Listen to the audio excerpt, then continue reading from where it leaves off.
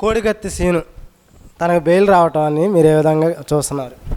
కోడికత్తి scene పాపం అమాయకుడిని చేసి మాయమాటలు చెప్పి పాపం అతన్ని ఏదో ఒకటి ప్రలోభ పెట్టి ఇన్ని రోజులు పాపం అతన్ని 4 ఏళ్ళ నుంచి 5 ఏళ్ళ నుంచి పాపం నరకం చూపిస్తున్నారు. అలాంటి వ్యక్తి పాపం మొన్న బెయిల్ రావటం చాలా హర్షణీయం. అతను ముందుకొచ్చి నిజాలన్నీ చెప్పి ఈ ముఖ్యమంత్రి యొక్క పరువు తీసి రోడ్డు మీద నుంచోబెడతాడని నేను కోరుకుంటున్నాను. అన్న, వైసీపీ వాళ్ళు మాట్లాడుతూ లోకేష్ శంఖారావం కాదు తిండి రావం, తినటం కోసం మాత్రమే లోకేష్ బయటకు వస్తున్నాడు అని చెప్పేసి మాట్లాడుతున్నారు. ఆయన వ్యాఖ్యలు మీరు ఏ విధంగా చూస్తున్నారు? వైసీపీ వాళ్ళ ఆ వ్యాఖ్యలు లోకేష్ గారి మీద తీవ్రంగా ఖండించాయి. అవి అనవసరపు మాటలు. వాళ్ళకి తెలియదు లోకేష్ అనే వ్యక్తి ఒక సానబట్టిన కత్తిలాగా ఎంత రాటుదేలాడో జనాలు చూస్తున్నారు, ప్రజలు చూస్తున్నారు. లోకేష్ని ఎంత ఇదిగా తయారు చేశారో ఈ మొత్తం క్రెడిబిలిటీ వైఎస్ఆర్సీపీ నాయకులకే దక్కిద్ది.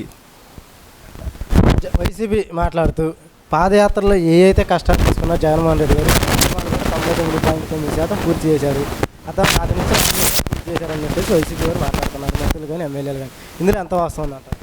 అది పూర్తిగా అవాస్తవం అండి. ఏదో ప్రజలకి పప్పు బెల్లాల్లాగా 150 మందికి 5,000 10,000 వేసి ఇదే సంక్షేమం, ఇదే అభివృద్ధి, ఇదే మొత్తం అంటే ఎలా అండి? అసలు ఎవరైనా సరే దీన్ని హర్షించరు. ఇది మాత్రం పూర్తిగా అసలు ఇది అనేది హర్షించే విషయమే కాదు. చూస్తే జగన్మోహన్ రెడ్డి గారు మాట్లాడుతూ విద్యా విధానంలో నేను పెను మార్పులు తెచ్చాను, అదేవిధంగా 8వ తరగతి పిల్లలకు కూడా ట్యాబ్లు ఇస్తున్నారు. ఇవన్నీ కూడా మీరు ఏ రకంగా చూస్తున్నారు?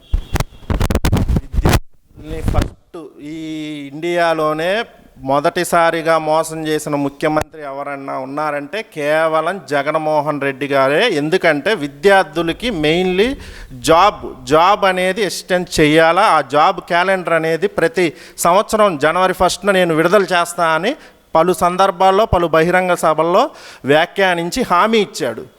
ఏది ఆయన ఇచ్చిన హామీ నిలబెట్టుకున్నాడు? ఎక్కడుంది? సో విద్యార్థులకి నెంబర్ 1 మోసం చేసిన వ్యక్తిగా చరిత్రలో చరిత్రహీనుడుగా జగన్మోహన్ రెడ్డి అనేవాడు నిలిచిపోతాడు. అన్న, ప్రజా సంక్షేమం నా సంక్షేమం అని చెప్పి జగన్మోహన్ రెడ్డి గారు ఆరోగ్యశ్రీ గతంలో 1000 రూపాయల నుంచి 5 లక్షలు 25 లక్షల వరకు ఉందని చెప్పి చెప్పారు. నేను ఆరోగ్యశ్రీలో ఎంతమంది లబ్ధి పొందారంటారు? అసలు ఆరోగ్యశ్రీ అనేది ఉందంటారా లేదంటారా? ఆరోగ్యశ్రీ అనేది ఇదివరకు బాగానే నడిచిందండి. వైఎస్ రాజశేఖర రెడ్డి గారు ఉన్నప్పుడు కూడా పర్లేదు, ఓ మాదిరిగా ఉంది. తర్వాత టీడీపీ గవర్నమెంట్లో కూడా అసలు ఏ లోటు లేకుండా చాలా బాగా జరిగింది. ప్రస్తుతం ఇప్పుడు హాస్పిటల్లో పారిపోతున్నాయి బిల్లులు గాక, మా వల్ల కాదండి, మేము చేయలేము అని ప్రభుత్వానికి మొత్తం అల్టిమేట్ జారీ చేసి హాస్పిటల్లో పారిపోయే పరిస్థితి వచ్చింది చివరికి. అది పరిస్థితి, ఈయన చేసిన ఘనకార్యం అది. అన్న, అసలు పవన్ కళ్యాణ్ పెళ్ళిళ్ళకి రాష్ట్ర పరిపాలనకి ఏంటి సంబంధం?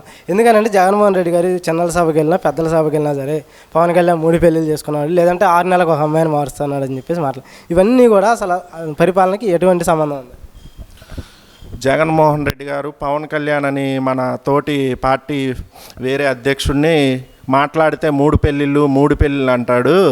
3 పెళ్ళిళ్ళు చేసుకున్నాడు, ఓకే. చట్ట ప్రకారం చేసుకున్నాడా లేకపోతే కావాలని బహిరంగంగా విచ్చలవిడిగా చేసుకున్నాడా అనేది ప్రజలకు తెలుసు, కోర్టులకు తెలుసు.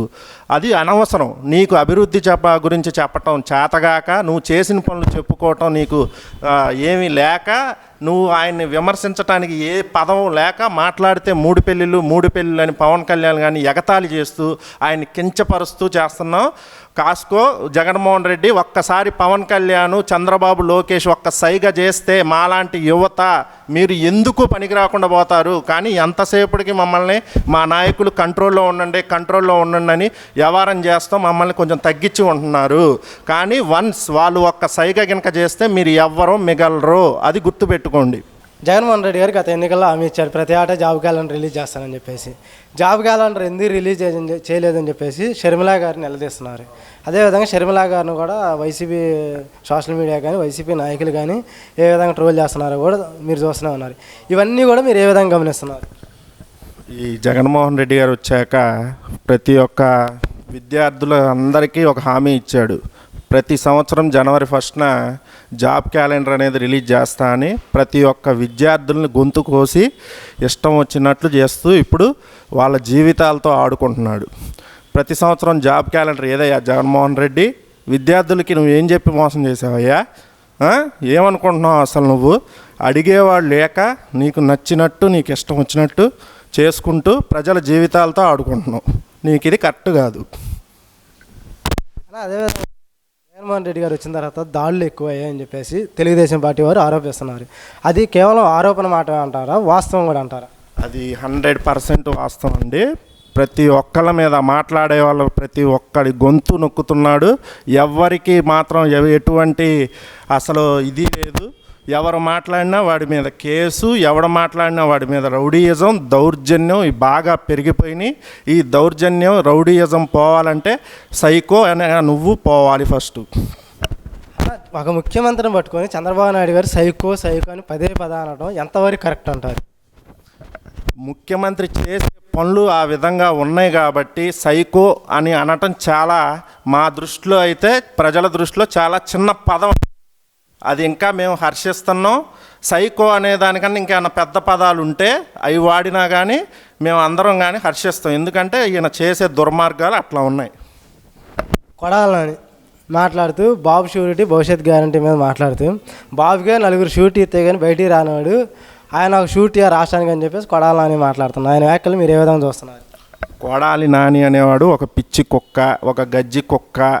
అలాంటి వాడు అసలు మానవ జాతిలో ఉండటానికి అనర్హుడు. అలాంటి మనిషి, అలాంటి వ్యక్తి, అలాంటి వ్యక్తిత్వం ఏ నాయకుడికి, ఏ రాజకీయ పార్టీలో ఉన్న నాయకుడికి కూడా తగదు. దీన్ని ఎవరైనా సరే ఖండించాలి.